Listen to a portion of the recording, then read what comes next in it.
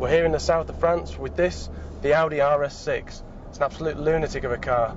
It's an Audi estate, a car you can fill with kids, load with shopping, even tow a caravan if that's your bag. The thing is, this is no ordinary Audi. This one's got a 5-litre V10 under the bonnet with not one but 2 turbos. It makes almost 580 brake horsepower, storms to 60 in 4.6 seconds and could go on to 175 miles an hour if you took the speed limiter off, which wouldn't be that hard. Through faster corners there is a nice feeling of the power pushing you along from behind and tucking the nose in, but go fast into tighter corners and the nose starts to push wide.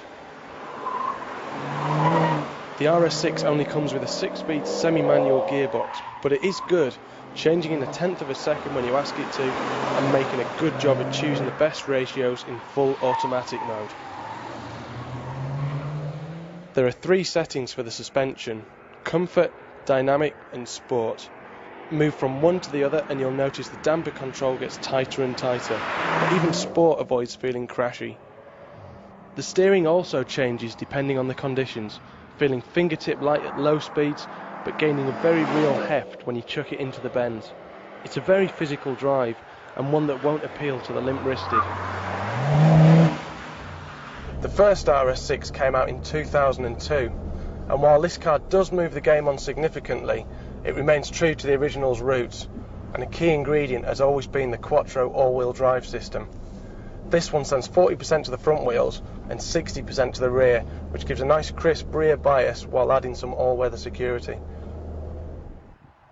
The RS6's most obvious rivals are the BMW M5 Touring and the Mercedes E63 AMG, but both are rear-wheel drive only and barely manage a piffling 500 brake horsepower.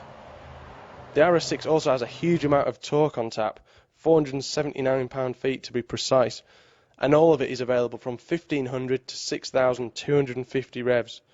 That means it's hugely flexible and pulls from almost nothing.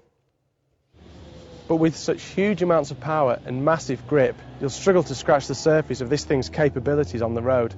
What we really need is a high-tech test track.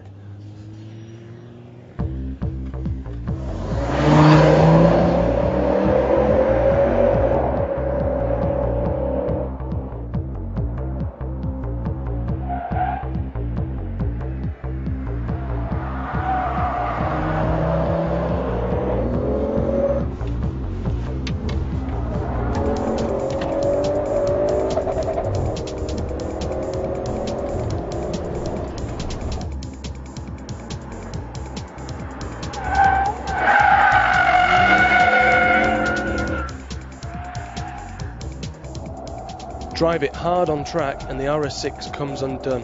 It starts to feel like a 2-ton car, the nose is too soft and the 4-wheel drive system soon quashes any exuberant oversteer with boring old understeer. It doesn't even feel that fast.